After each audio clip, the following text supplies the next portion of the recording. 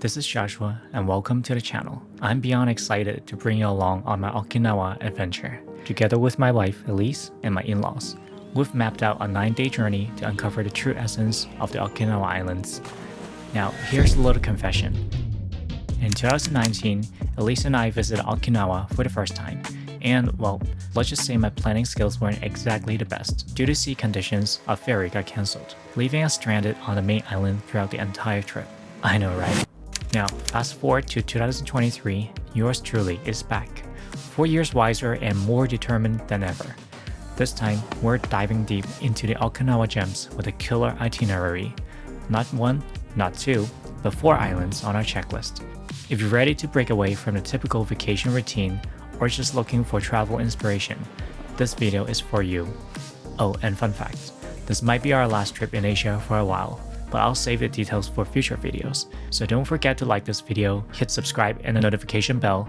Without further ado, let's dive in.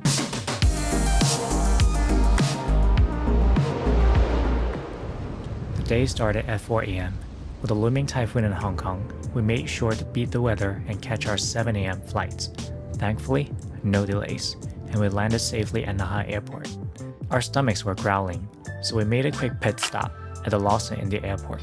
The food here is so cheap and delicious, you just don't get that in Hong Kong. Then we went to the monorail station and bought full day tickets, which cost 800 yen for each person. Getting around in Naha using the monorail is a great way to explore the city. Anywhere outside of Naha though, you're better off renting a car. Our hotel was conveniently located near Kokusai-dori streets, so we quickly dropped our bags and headed out to explore.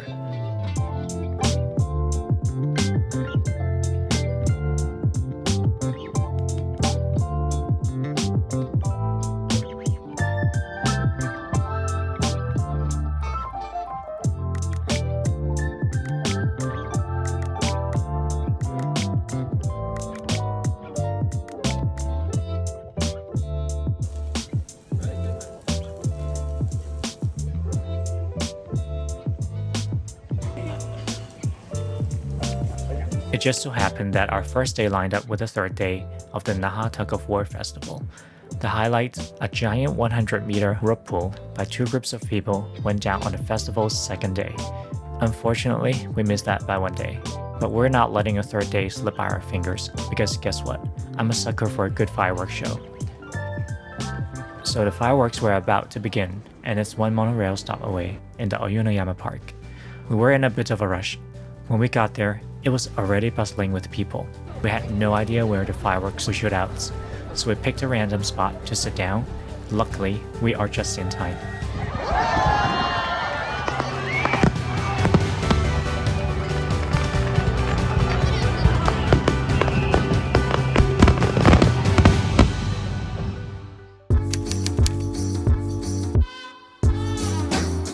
Since island hopping is pretty much the theme of our trip here, we're wasting no time catching a flight from the Okinawa main island to the legendary Ishigaki, famous for coral submarine life, at least according to our good friend Google Maps.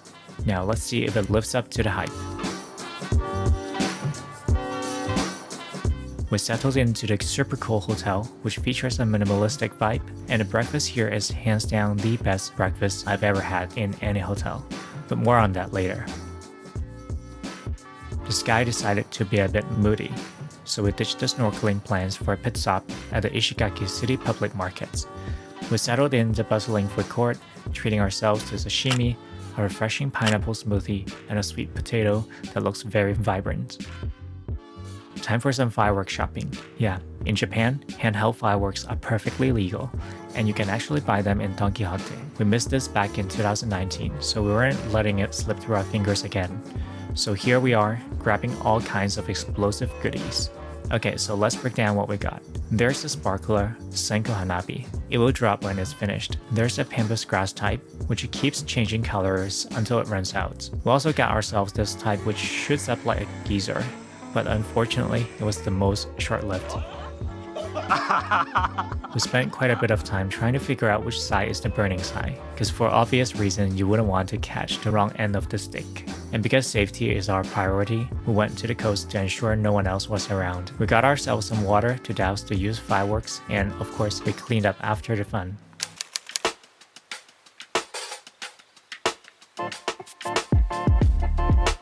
Today's weather cut us some slack, so we finally got to do some snorkeling. We hurried to Yonehara Beach, which according to Google Maps is a great place for snorkeling. Now here's one thing about filming underwater. It was hard.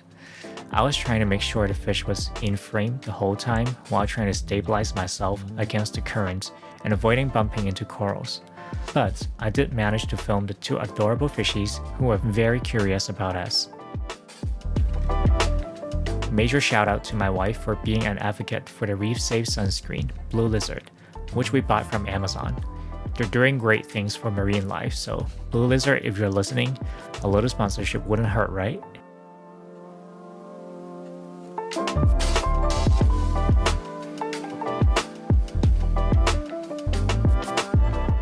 There are a number of spots on the island that are perfect for catching sunsets.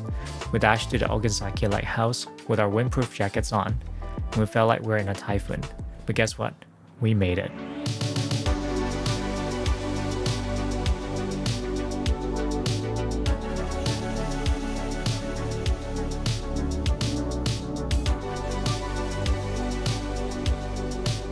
After sunset, we went back to the city center and we found ourselves in a local restaurant with tatami-style seating.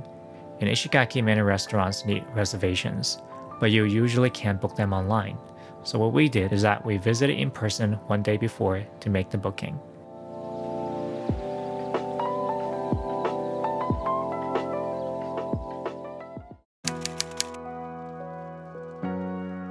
I was very excited about day 4 because we finally got to visit Iriomote Island, a neighboring island famous for the Iriomote cats that are exclusive to this island.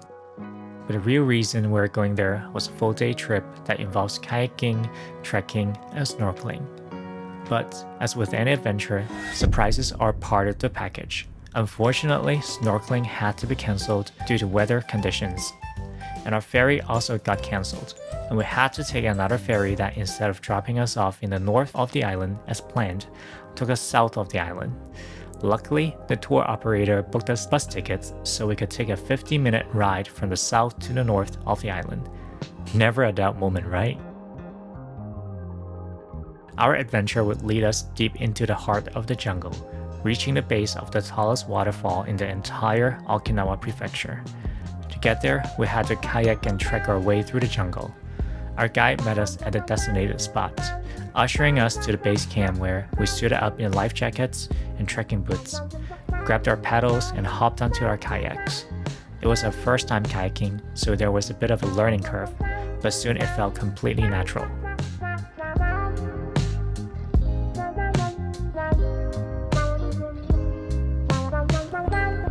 Then we trekked through the jungle and reached the bottom of the Pinaisara Falls. With a bit of encouragement from our guide, we all took a refreshing plunge into the cold water.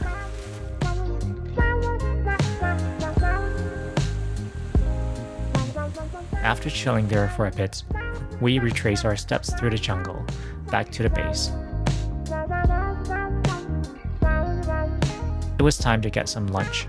However, most places were closed, but our guide went the extra mile and drove us around until we found a simple and rustic dining place serving authentic home-cooked soba, the traditional Okinawan noodle. Huge thanks to Hirata Tourism for organizing the trip, and heartfelt thanks to the guide for going above and beyond to take care of us. I highly recommend booking your tour through them because their service can be highly personalized and allows you to explore Iriomote Island at your own pace.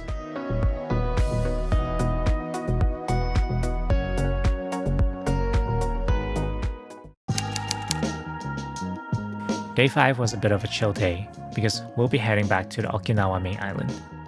The first order of business was of course the breakfast buffet, and let me tell you, it was outstanding. For 2,000 yen per person, you can enjoy a diverse range of dishes crafted from local ingredients, and to top it off, the blue seal ice cream that changes flavor every day. I'm pretty sure this buffet will remain one of the best that I've tried in a very long time. If you're wondering if 3 days are enough for Ishigaki, well, it depends. If you're a nature lover, this island is for you. There are many viewpoints and beaches to explore. If you like snorkeling, it's a paradise. Even beginners can see a variety of fishes and corals near the shore. However, if shopping is your priority, Ishigaki may not be the best fit for you. Picture it as a laid-back version of the Okinawa main island. Here you can enjoy authentic food and experience life like a local. But here's a caveat. If you're visiting in October, expect the place to be super quiet, but it's a great place to unwind and enjoy some peaceful time.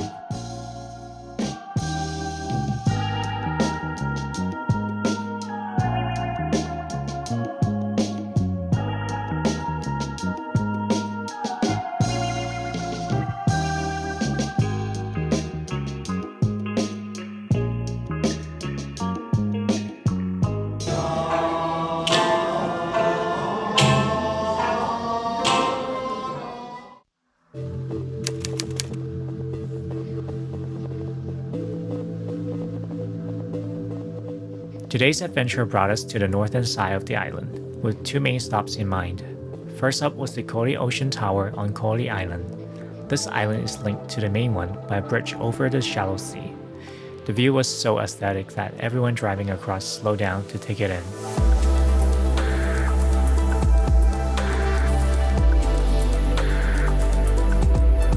We got tickets for 1,000 yen per person and hopped on a self-driving golf cart that took us up the hill to the main building. The first stop was a shell museum on the ground floor, displaying a fascinating collection of shells. But the real showstopper was on the upper deck, a panoramic sea view that was absolutely breathtaking.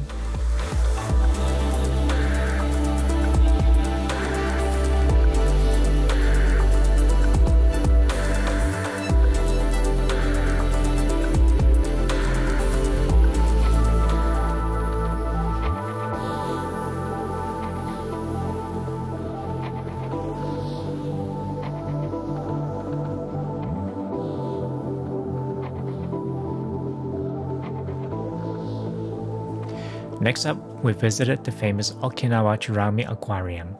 The tickets were at 2,180 yen per person. Considering the number of exhibits available, it was a fantastic value. You can see all kinds of marine creatures, such as sharks, tortoises, some really cute sea snakes, and even deep sea creatures. But of course, the highlight of the visit was the iconic whale shark.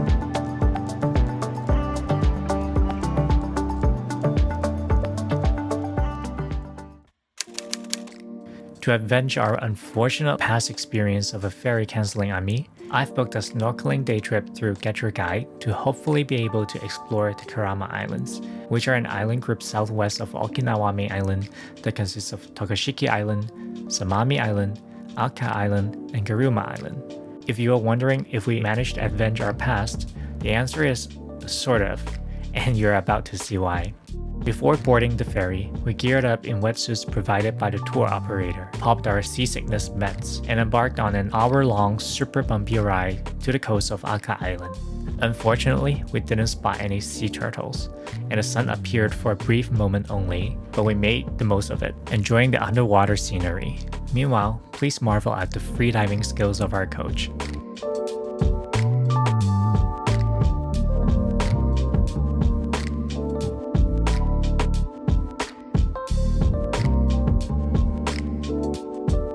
The team of coaches spoke multiple languages, so communication wasn't an issue. However, I did have to say that we're a bit let down by the fact that the tour was marketed as being 9 hours long, but turns out the whole thing lasted for about 6 hours. So for this reason, I don't recommend booking this tour.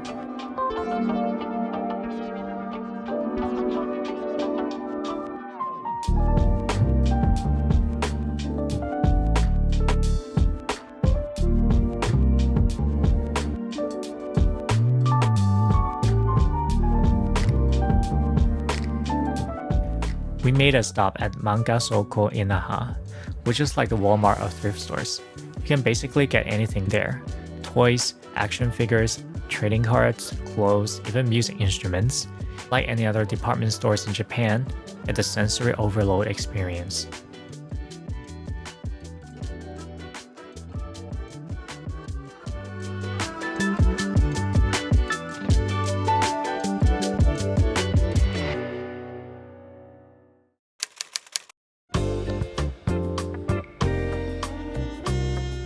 The trip wouldn't be complete without a visit to this cat cafe, which is in the American village. 26 cats call this place home. Here you can buy treats for them or just chill out with them. Some of them are really curious about your bags, so make sure you watch them closely. It's important to note that unlike many other cat cafes, this one only serves drinks. You can choose to stay for 10 minutes, an hour, or the whole day.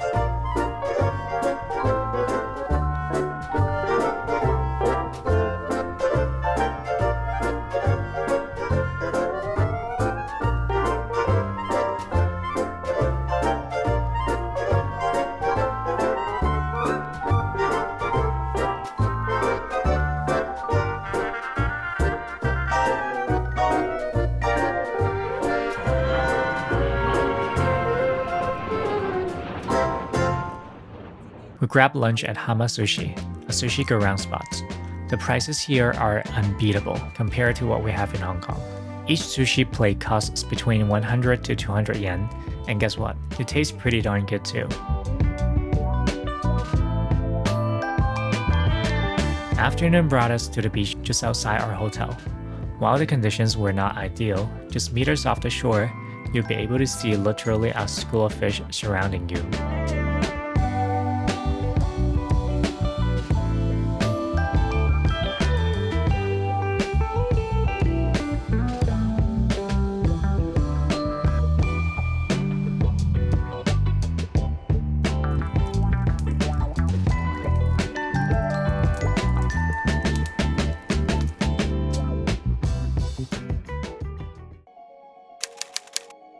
The time had come to bid farewell to the wonderful island.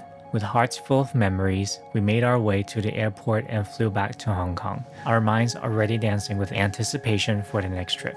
Sure, not every expectation aligned perfectly on this trip. Plans went awry, and there are things that we could have done differently. Reality is always a mixed bag. Yet, in its own way, this journey surpassed expectations. Whether it was watching sunsets with family, connecting with nature, or learning new skills, it delivered more than anticipated. At the end of the day, traveling is not about checking items off a list. It's about embracing life's spontaneity and relishing every unexpected twist. Looking back at our Okinawa adventure, the stunning landscapes, affordable food, and diverse activities make them a traveler's dream. Despite our amazing 9-day experience, it barely scratched the surface of Okinawa's treasures. There are countless other islands waiting to be explored beyond the main one. If you're considering a trip, Okinawa has so much more to offer than we could capture in just 9 days. A return visit is definitely on our radar. A massive shout out to my in-laws for trusting me to sign them up for the activities that are quite adventurous for their age. Their spirit added a special touch to our journey. Before you go, make sure to follow my Instagram for more travel content. The link is in the description below. And feel free to let me know what kind of videos you would like to see next in the comments below. And if you enjoyed this video, don't forget to hit like and subscribe to this channel if you haven't already. See you in the next one.